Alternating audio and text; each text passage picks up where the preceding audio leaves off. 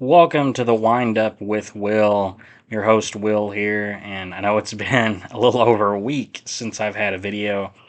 I went to the Missouri Valley Conference tournament last weekend, and I've just not had time this past week to do any videos. I was maybe hoping to do one while I was at the tournament, just didn't work out. But I'm back now.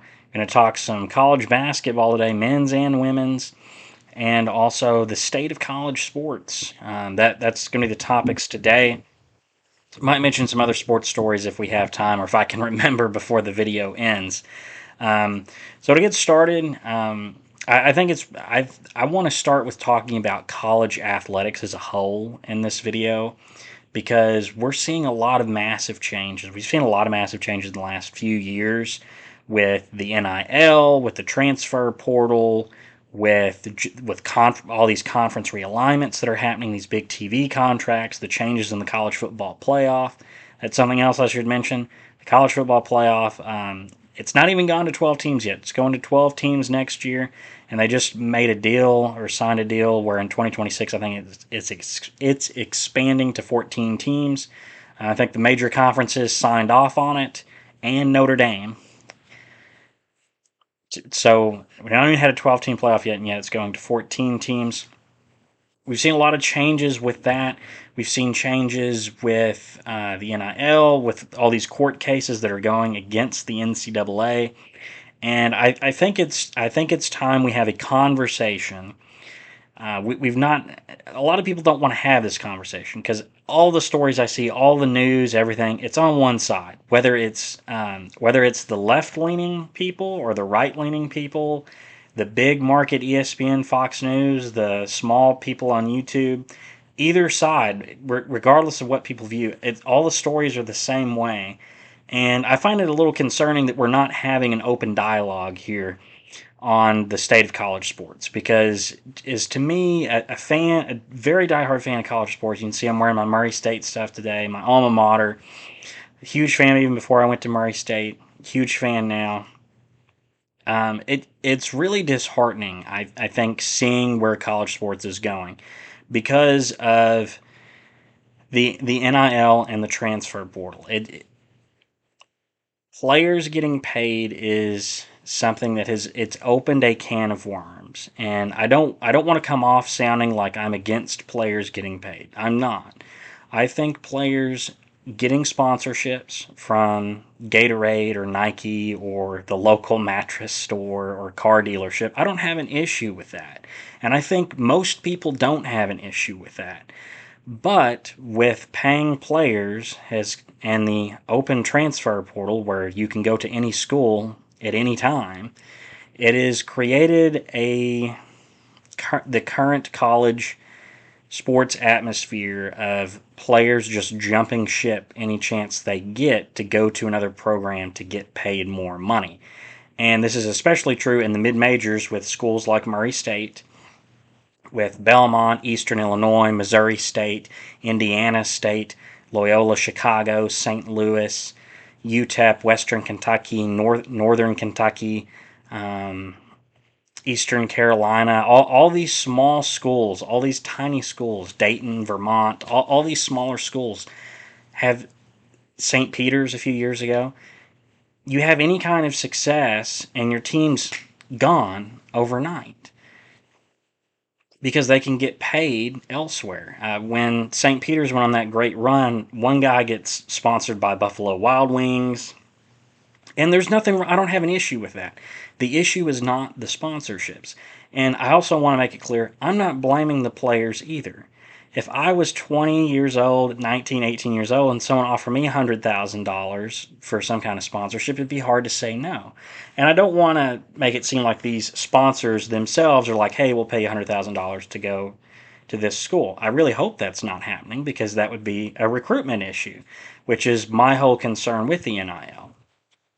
And I want to say as well, I'm a fan of the NIL. I like that players can get sponsored. And when it was made legal, I was like, okay, yeah, I'm on board with this. I don't see a problem. Because when I was at Murray State, John Morant was there, and I used to think, it would be so cool to see him and Zion Williamson, and another player that he grew up with, be in a commercial together for like Gatorade or something. That'd be super cool. It would give both of them exposure. It would give Gatorade exposure. It'd be a cool thing to see. But the issue, and I don't have an issue with that. The issue is the fact that NIL can lead to players. It can lead to recruitment issues. And so I want to lay this scene out. I know I'm kind of rambling on. There's a lot of stuff in this, and I might need to make a separate video at some point over this. But um, let me give you a comparison to perhaps kind of set the scene. So we have before NIL and the transfer portal, all that. Put that aside for a second. Let's compare Murray State and the University of Kentucky, just in recruitment without the NIL. So UK is, as much as I hate to say it, they're a much more successful program than Murray State. They have 8 national titles to Murray State's 0. They have won more conferences than Murray State, even though Murray State has won a bunch of conference titles. They've played in the Final Four a whole bunch. They're up there all time in wins. They're considered by many to be the most prolific college basketball program to ever exist. They're one of the blue bloods, one of the top schools every year. Every year they're usually picked to compete for the national championship. They have the name of the state in their school, Kentucky, where Murray is Murray State. It's named after the city. So it has that advantage. I'm sorry, I think my roommate's yelling. I hope you can't hear the yelling. He's playing a video game. But so Kentucky has this big tradition and history. They're named after the school. They play in a bigger city than Murray. They have the uniforms that are paid for by the owner of Secretariat, that have Secretariat, the famous racehorses design on the kind of like the sides of the jersey. They have this. They have one of the largest fan bases in the country. And I want to preface this, I'm not a UK fan at all. I'm not. I do not like UK. So I hate to say all this. But they have all this. And Murray State has a lot of history and tradition too. For a mid-major school, we have a ton of basketball passion in this city. There's a huge fan base and a huge following and a ton of tradition, ton of winning seasons. One of the greatest, one of the best mid-major programs in the country. And I think going back to like 2012 or 2013, I think it was ESPN had us ranked as the 30th best men's basketball program in the country, like over the entirety of college basketball. So Murray has history, but we're not UK.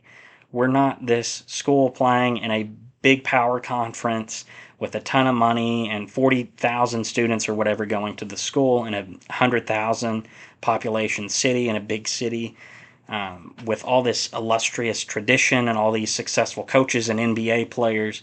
Murray State's not that. Murray State's a small mid-major school that has had success at our level. And great success it's been. We've had Ja Morant there. We've had him. And so Murray's had success, but unfortunately, we're not UK. So UK is going to have the better recruitment. They're going to get the McDonald's All-American players. It's why every year UK fans say, well, this is the best freshman class we've ever had. That they could go 40-0. We got great odds to win the championship. You don't hear Murray State saying that, or other small schools. And there's a difference because they're the big school. They're going to attract the big name players. They're going to have that millions and millions of dollars facility for the players to train in, and a really cool locker room, and this huge tradition and a 20,000 seat stadium. So you're going to attract bigger caliber players, big name McDonald's All-American players. But now you throw in getting paid with NIL money and being able to transfer wherever you want. Schools like Murray don't stand much of a chance against a school like UK or Tennessee or Alabama, Notre Dame, Duke, North Carolina, Kansas, UConn, Texas, Oklahoma, UCLA, USC. Schools like Murray State, Colorado State, Utah State, Wyoming, Western Kentucky, Belmont, Indiana State, Evansville. SIUE, Lindenwood, all these small schools don't have much of a chance to recruit these guys when they can go play for big schools, and then on top of that, they can transfer at any point and go get paid at the big schools. And you might say, well, Will, the colleges can't pay them. They can't pay the athletes. Two things on that. One, not yet, but it's coming with the current court cases going on where Tennessee is suing the NCAA or fighting them in a legal battle where they can directly pay NIL from the school to the players. Because currently the system, if you don't know this, is sponsors put their money that they're donating into like an NIL collective, like a third party entity that holds the money, and it's distributed to the players. That's my understanding, and I'm sure there's more details to it than that, but that's essentially how it goes. The university itself cannot pay the players. Sponsors put their money into like a collective NIL, and then that gets distributed out to the players. Well, Tennessee is wanting to directly pay its players, which makes it even more damaging because, like I said, the big schools already have the advantage in recruiting. Throw in the money, who's going to get millions and millions of dollars to pay their athletes off of their programs? Schools like Tennessee, Alabama, UK, Notre Dame, Duke, North Carolina, Kansas, the list goes on and on. Not the smaller schools like Murray State. That's an issue. But the other thing, that's the first thing, is it's not yet. Schools eventually probably will be able to directly pay for their players. But the second thing is, even right now when they can't directly pay them, who has the advantage in rubbing shoulders or bumping elbows and getting the connections to get good sponsorships for their athletes? The big schools. UK, in a lot of people's eyes, represents the entire state of Kentucky. They have a huge fan base. And I'm sure they have a lot of huge fans with a lot of money who are willing to donate money to pay athletes to go to UK. It's already happening. Oscar Schwebwe, who was playing at UK, he didn't go to the NBA when he could have because he would be taking a pay cut because he was getting paid good money at UK.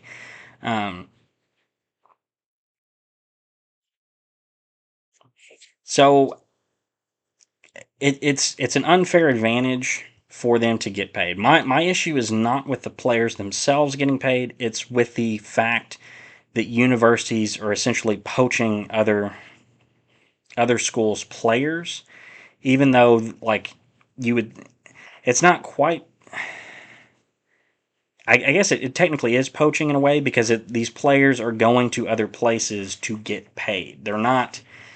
You can make the argument, well, they should be able to transfer to because they're wanting a better education, so their university. I think that's kind of bullcrap. They're going there to get paid and play for a different school. You know that's what they're doing. DJ Burns, who played at Murray State last year, was an okay player. Not a standout player, not a great player, not an all conference selection. He was a good player for us. Good player, good hype man. I liked him. One of the two players that stayed after the mass exodus when our coach left for LSU. He left us this past year and went to Youngstown State and got paid $75,000 to do that. This is kind of a borderline player that got to play, was okay, but not anything standing. He got paid $75,000 playing at Youngstown State. Robbie Avila, who was one of the best players in the Missouri Valley this past year, Missouri Valley Conference for Indiana State. You've probably heard of him.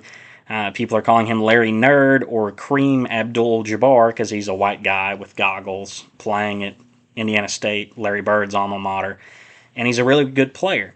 He was supposedly getting paid like $30,000 this past year, and supposedly they're trying to get up to $100,000 to keep him at Indiana State. So you see the issues here. He's a sophomore, and very likely if they can't get $100,000, or he can maybe get more than that, playing elsewhere because someone can sponsor him there.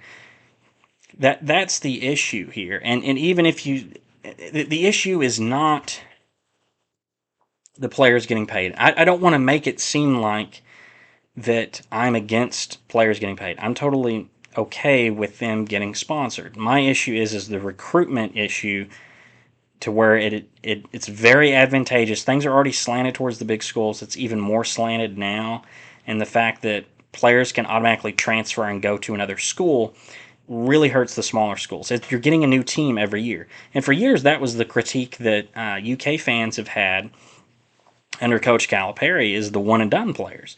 Of, well, we get a new team every year. We don't keep the same players. We don't get to know them. UK fans had that critique of their program. Now every mid-major or small program in the country feels that way. It's not fun. It's not entertaining. You don't get to know your players, and you can't. It's very difficult to build a winning program that way. Murray actually regressed this year, so it's just very difficult and disheartening to see. There's got to be some changes made. I know I've been kind of on a soapbox here. There's got to be some changes made to fix this, whether that is fixing the transfer portal where you can't transfer for so many years. You have to like stay committed to university for 2 years or something, or putting some kind of limit on the NIL. I don't know how you do this, but there has to be a way to make some changes that at least mitigate the issues currently facing college sports with players just transferring wherever they want. It's not it's and some people will make this about the players and, well, what's best for them. My thing is that it's is the competitive fairness. That's my issue here, and no one's talking about the competitive fairness. Everything is about towards the players and their well-being and how they get paid, and how much they get paid and how it benefits them. But we're not talking about the smaller universities, these smaller programs, and college sports as a whole. The integrity of the sport, the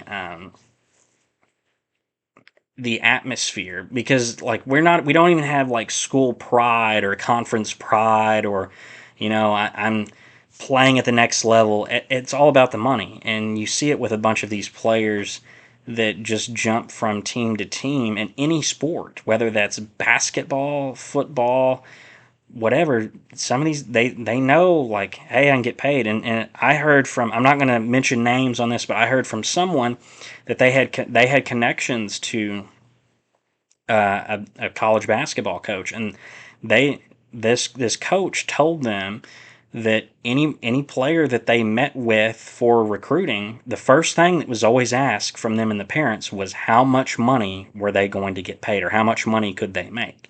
It wasn't about playing for the team or what it might look like or what college life might be like. It was always how much money are we going to get paid.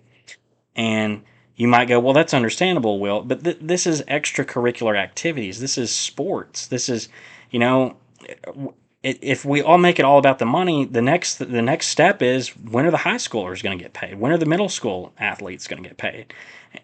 Like, where do you draw the line at this? This is an extracurricular activity that you as a student athlete are doing. You're getting your education paid for to make it at the next level at your career afterwards.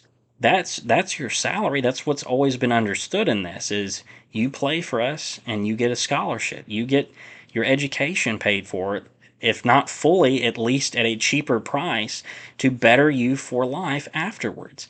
Now it's all about, well, I want you're getting the education to better your life, and you're getting paid thousands of dollars, and in some cases, in some of these athletes, millions of dollars to play college sports. And there's a lot here.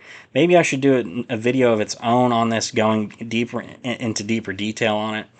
But I just think there's got to be a way to fix this in some way. Keep allowing players to still get sponsorships, but limit the transfers, limit maybe how much they're able to get paid in this. Some kind, and that's where this is headed, where the bigger schools are eventually just going to break away from the NCAA, which a lot of people have been talking about recently with college football and what's going on there. College football playoff just expanded. There's already been talks of that the bigger teams might break away and have a 40, 50, 60 team super league in college football, it's eventually going to come in basketball and baseball, all the sports, where the major conferences just break away and do their own thing, and the smaller conferences are part of the NCAA or they form their own thing. And eventually, it's going to be a split, and I think it's going to make college sports a lot more worse than better, unfortunately. But that's enough of the soapbox. I've been on the soapbox for a little bit now. I can maybe do another video. Um, another video at some point going to a deeper dive on this and maybe some things that can be done to fix or mitigate the issues. But we're going to move over to college basketball now and the college basketball conference championships. Now, this past weekend, not this weekend, but the previous weekend, I went to the Missouri Valley tournament, the conference Murray is currently in. Murray had kind of a down year, and we were the 7th seed overall, playing the 8th seed in the Missouri Valley tournament. We played Missouri State. Sorry, we were the Yes, we were the 7th seed playing the 8th seed. I don't. What am I looking at here? Sorry, 8th seed playing the 9th seed. I don't know. I don't know how I got that.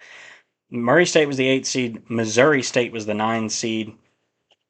Murray beaten them both times this year, and we lost. We got the absolute crap kicked out of us. We lost 60-35. It was a very embarrassing loss. It just speaks to Murray State basketball at the moment that we have not been good the last 2 years. After having a phenomenal season back in 22, sorry, was it 20? Yes, back in 22, where we had an undefeated conference season, went 20-0 in conference play, win in the first round over San Francisco, and unfortunately lost to St. Peter's in the tournament. We just did not play well at all this past 2 years. It's been a rough stretch. Hopefully next year's better. Supposedly we're getting some money together to buy a team to go get some players with the NIL money. Maybe we will improve, but every team in the nation's doing this, so we'll see. So Murray State unfortunately lost. We lost 60-35 in that. But the rest of the tournament was very exciting. UIC and Southern Illinois, and the first night, UIC was one of the worst teams in the conferences this year. Southern Illinois was okay. They were kind of mid, but were just kind of outside the top team range in the conference. And went to double overtime. UIC won. Phenomenal game. And then both those teams ended up firing their coaches after the tournament, which was kind of weird. But Drake ended up winning the Missouri Valley tournament for the second year in a row. They beat Indiana State this year, 84-80 in the final. Indiana State was the top team. They went 17-3 in conference play and are 28-6 on the year. There's been a lot of questions whether they're an actual at-large team. If they were to lose, they got ranked at one point up to they were 23rd in the nation, then lost 2 in a row. One of them to a not so great Illinois State team. So we'll see. I would like to hope that Indiana State gets in after having watched them play several times, especially 3 times in the Missouri Valley tournament. They looked phenomenal. For me, it's hard to believe that they wouldn't be an at-large team, but there's a lot of people saying they shouldn't be. Another issue with the advantage that the big conferences get, where they get 6, 7, 8 teams in, and a pretty good mid-major conference, which is anywhere from probably the 8th to 10th best conference in the nation, is only going to get 1 team in.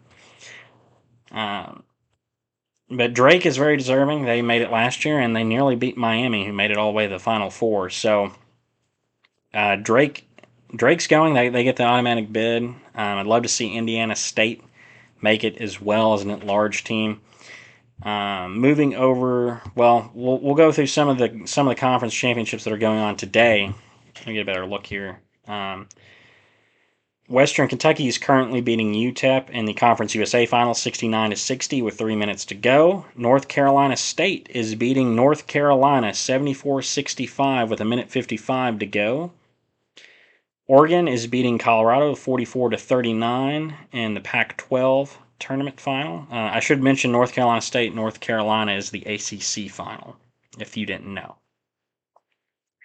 Grambling is beating Texas Southern in the SWAC final, 41-24 at halftime.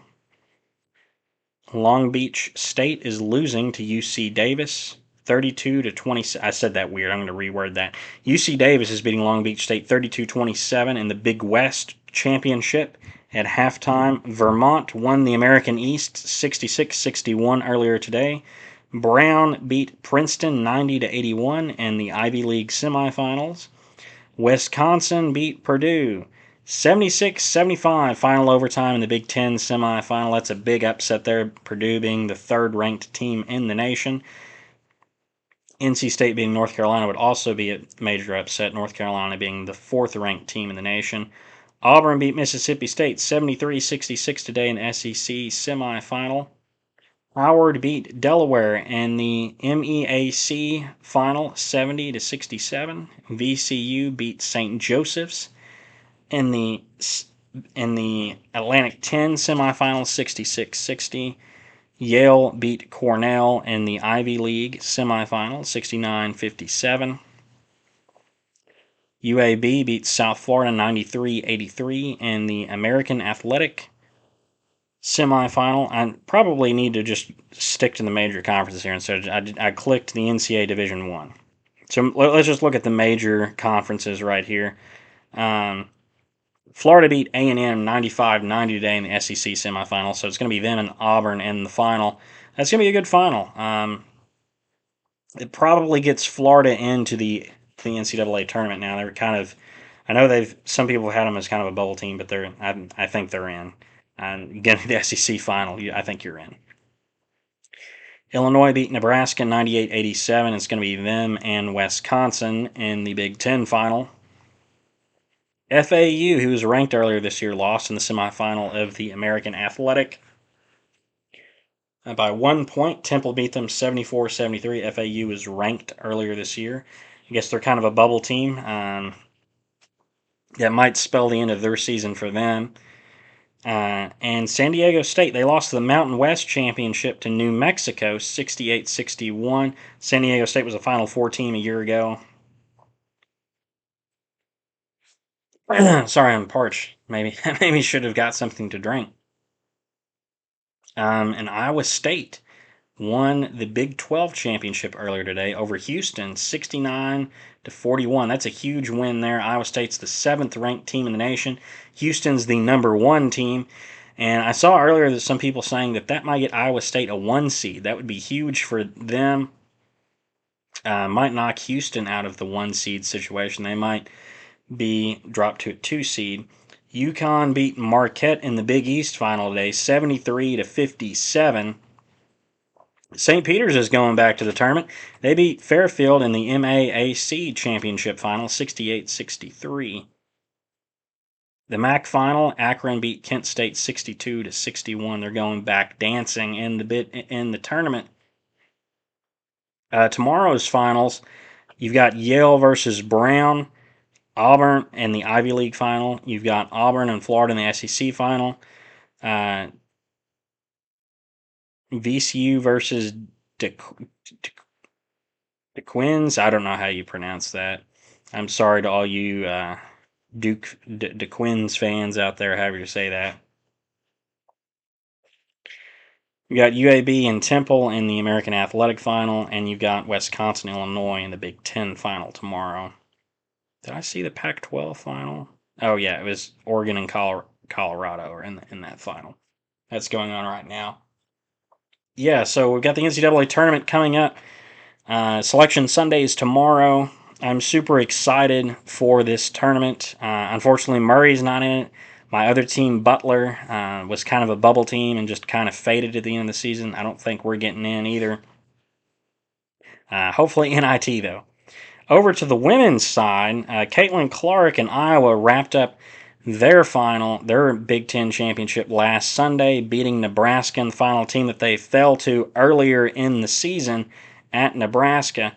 But it took overtime, but they won 94-89. I think that's going to solidify them as a 1 seed going into the tournament. Notre Dame won the ACC final over NC State. UConn won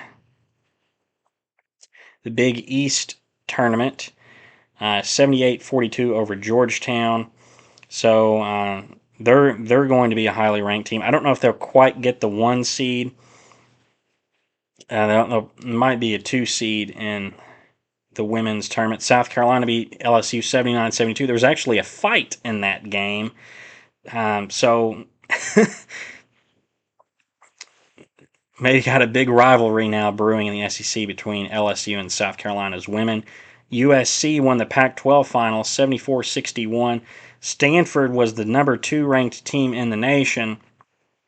That's gonna that might drop Stanford out of being a 1 seed and pop USC up into being a 1 seed. And I'm trying to look to see if some other conference tournament outcomes for the women's. I've been following the men's a little more this past week. Portland beat Gonzaga's women in the West Coast Conference Championship 67-66. That's going to get Portland in. That's a huge win for them getting their team in. Gonzaga's the 14th ranked team in the nation in women's. They're still going to go dancing. Being that highly ranked, they're going to get in. Texas beat Iowa State 70-53 in the Big 12 championship. I remember what else I was going to talk about. Murray State's women's team lost in the Missouri Valley tournament last night. They don't do the men's and women's at the same time for some of these conferences. Missouri Valley is one of them. Murray State's women played Missouri State's women last night, and we lost. Both our men's and women's programs lost to Missouri State. Unfortunate. But I will say the refereeing last night was atrocious. Some of the worst refereeing I've seen in a women's game or any game in general. It's just really bad. There was a lot of foul calls on Murray State. At one point in the game, Missouri State had shot like 22 free throws, and Murray had only shot, I think, 10. So it was very lopsided. Now, Missouri State missed a lot of the free throws. Murray State also missed quite a few free throws. The announcing wasn't that great either on the broadcast. It wasn't until like the fourth quarter they realized one of Murray's starters wasn't even playing. Hannah McKay, one of our seniors, she was out with some kind of injury. I'm not quite sure what the injury was, but she didn't get to play. That was a huge miss for us. She's been a starter all year, one of our best players. Just not having her out there and cuts us down from having 3 bigs in the rotation down to just 2. So that really hurt us. And Caitlin Young, not Caitlin Clark, but Caitlin Young is Murray's star player. She led the Missouri Valley in points per game with 19.7 points. One of the top scorers in the nation, phenomenal player, 4-year player at Murray. Coming into the game, she was, I believe, 16 points away from being Murray's all-time leading scorer for the women. And she came up 1 point short of tying it. She fouled out in the beginning of the fourth quarter. A couple foul calls on her should not have been foul calls, especially the last call where she fouled out. It was an offensive foul, and she didn't even really like you know how the offensive player would kind of like back them down. It wasn't even really that. She got past the ball and just kind of turned, and the defender just falls down like trying to draw a foul, and they call the offensive foul, and she fouled out. And she immediately was a little upset. You could see her visibly upset, kind of tearing up, because she knew she was right there for the record, and she's fouled out of what's probably her last game with Murray State, unless they can get into the women's NIT. It's just unfortunate, you know, that was the outcome. A lot of bad calls in that game, and still Murray made it close. Caitlin fouled out. Hannah McKay, our other starter, didn't get to play. Our other players stepped up. Ava Learn had a phenomenal game with 16 points, 11 rebounds. And Destiny Thomas, one of our other bigs that's mostly been on the bench for quite a bit of the year, came in and actually played fairly well for us. So we made it close and just dipped out. I shouldn't say dipped out. We lost just came up short by 1.71 to 71 to 70. Why is that not? Oh, it pulled up today's scores instead of last night's. Yeah, we lost 71-70. I was trying to pull up the box score here.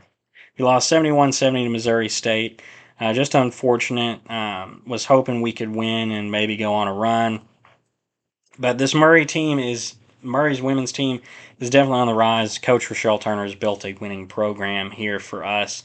Hope to see them continue to succeed and be better next year. Maybe Caitlin Young will come back. There's a chance she could take a fifth year and be the all-time leading scorer at Murray State. Or there's a chance that they could go to the women's NIT. I looked last night. They're ranked. We're ranked 107th, I think, in the net ranking. That might change after last night's loss, but that's kind of on the border of maybe getting into the women's NIT.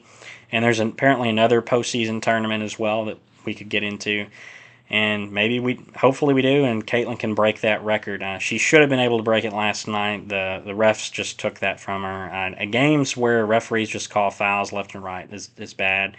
There was a lot of bad calls in that game, and it was atrocious. They gave a technical to our coach, and she didn't even say anything. She just like walked out on the court and they just teed her up. It was like there was a foul call, an offensive foul call on one of our players.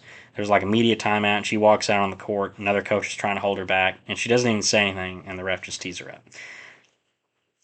It was just a horrible officiating, and it is just horrible. It's completely bullcrap calls in that game, but that's besides the point.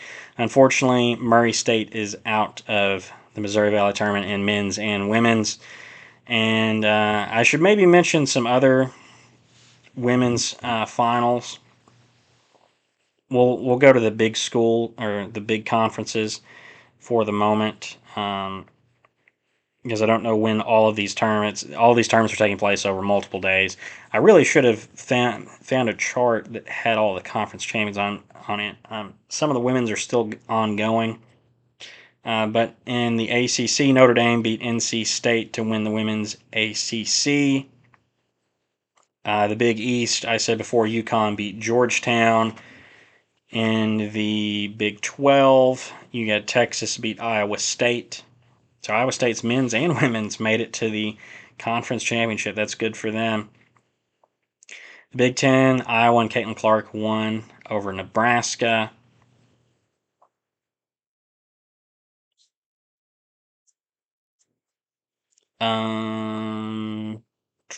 Pac-12. Yeah, I said USC beat Stanford, and the SEC LSU beat. I'm sorry, South Carolina beat LSU. It's been a long video. I'm taking a little too much time here, so I'll try and wrap it up. But men's and women's tournaments coming up. Selection Sundays tomorrow. I'm not sure. I think they announced the women's selection tomorrow as well. I'm excited for both tournaments, though. Love filling out the bracket. But that's all I got for this video. Let me know in the comments down below. If you like the video, give it a thumbs up. Subscribe. Hit the little bell. All that stuff. Comment down below your thoughts on the NIL transfer portal and who's going to win March Madness this year in the men's and women's tournaments. I'll see you all in the next video. Bye-bye.